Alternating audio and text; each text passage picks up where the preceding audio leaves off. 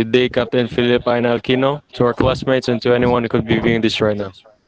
My name is Decadet Bug John Dave, and alongside me are my group mates, Decadet Dave Anthony Balyosos, Decadet Francis Rigi Bunguyan, and Decadet Manuel Earl Boniface. Today we are going to discuss about radar plotting. Next slide, please. So in here we are in the period of semifinals and week one and session one, which is again the manual radar plotting. Next slide, please. So the course outcome. So by the end of the session, we have to be able to perform manual plotting techniques given the information from the radar observations. Next, learning outcome.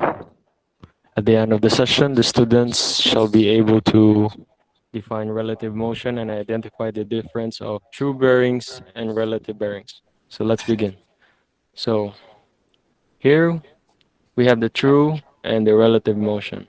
First, we're going to define the two of these. So true motion. So true motion is the movement of an object within or with respect to the surface of the earth. While relative motion is the apparent movement of an object with respect to another moving object. Next is relative movement. So relative movement is represented on maneuvering board.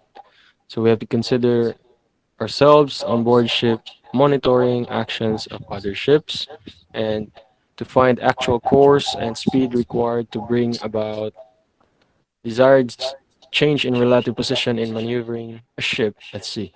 Next. So in here we have some terms to define, and they are the LOS, the true bearings, and relative bearings. First, we have the LOS, or the line of sight, which is a line from an observer's eye to a distant point. It is a straight line between an observer and an object or an intended target. Next is the true bearings, which is represented by degrees T, is the direction measured with respect to true of geographic north. It is also the ship's heading. And lastly is the relative bearings, which is represented by degrees R, is the direction measured with reference to the ship's longitudinal axis, and it is the angle between the craft's forward direction and the location of another object. So next slide. So the next slides will be discussed by my groupmate Decadet Francis Rigi Bongoy. So the true bearing. True bearing. Bearing measured clockwise from true northern degrees to light of sight. Heading of the ship does not affect bearing. Reference line true north remains same regardless of movement. So next slide, please. So this is the example of true bearing.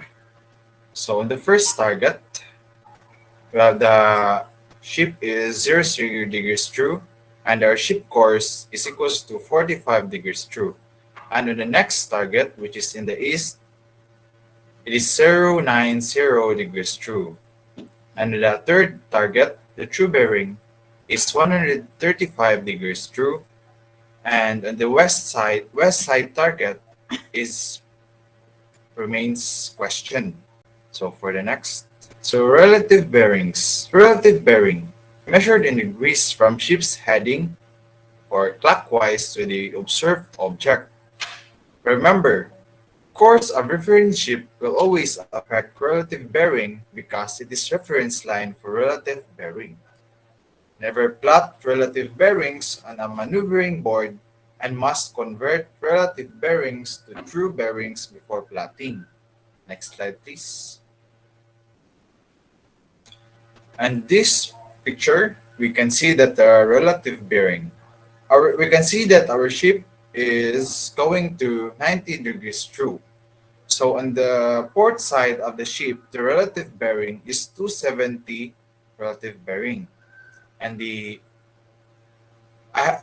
forward part of our ship is na 00 degrees bearing. And the starboard side is the bearing is 090 relative bearing.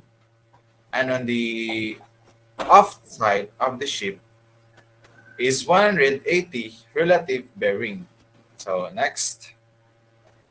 That was us. Thank you for that, Cadet Mungguyan. So to continue the report, next part is the converting true and relative bearings. Converting relative bearings to true is accomplished by using the following formula. True bearing is equal to SH and relative bearing.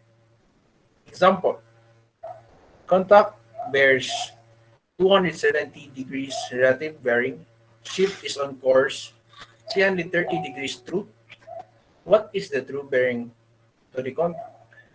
So there is a given solution is true bearing is equals to SH plus relative bearing, or true bearing is equals to 330 degrees plus 270 degrees.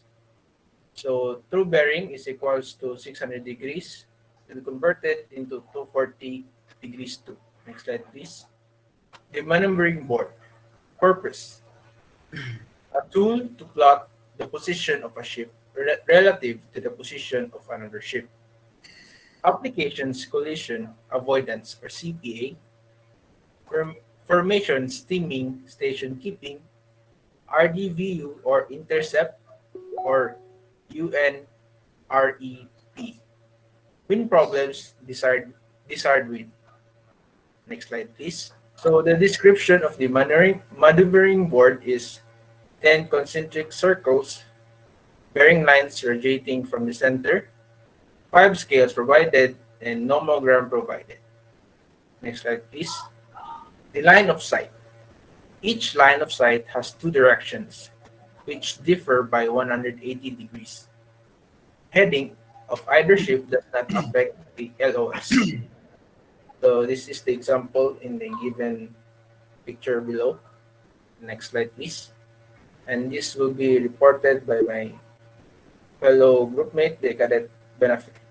So thank you for that, Cadet Bulyuzos. So now here we have the relative plot. So relative plot is defined as a solar representation of the successive positions of one or more moving objects with respect to a reference position. These objects with respect to a reference position will normally be our own vessel. The bearings and ranges are taken from your radar. So relative motion is a motion with respect to an arbitrarily selected object which may or may not actual or true motion. The relative motion of a ship, or the motion of one ship relative to the motion of another ship, is defined in terms of direction or relative movement, or the DRM, and the speed of relative movement, or the SRM. The maneuvering board. The relative motion plot gives the deck officer an understanding of the combined movement of vessels when underway and making way. So the relative motion plot takes the following factors into account. First, we have E, which is the reference ship placed in the center. M1 and M2 are any maneuvering ship. Once again, DRM is the direction of relative motion, MRM, measure of relative motion, SRM means speed of relative motion, and CPA is the closest point of approach. So, the closest point of approach.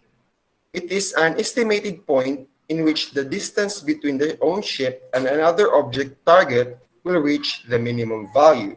So, CPA is made up of 3 parts. First is the range or the distance, second is the bearing, and third is the time. So things to remember. CPA is an essential factor of the ship's safety, especially when the ship is avoiding the collision. CPA consists of 2 parameters, the distance at closest point of approach, or the DCPA, and the time of closest point of approach, or the TCPA. So this should be obtained by the ship officer on target vessels in order to determine whether the risk of collision exists.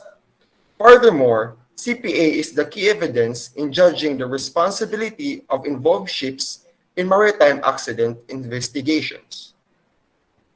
So that will be all for our report. Thank you for listening.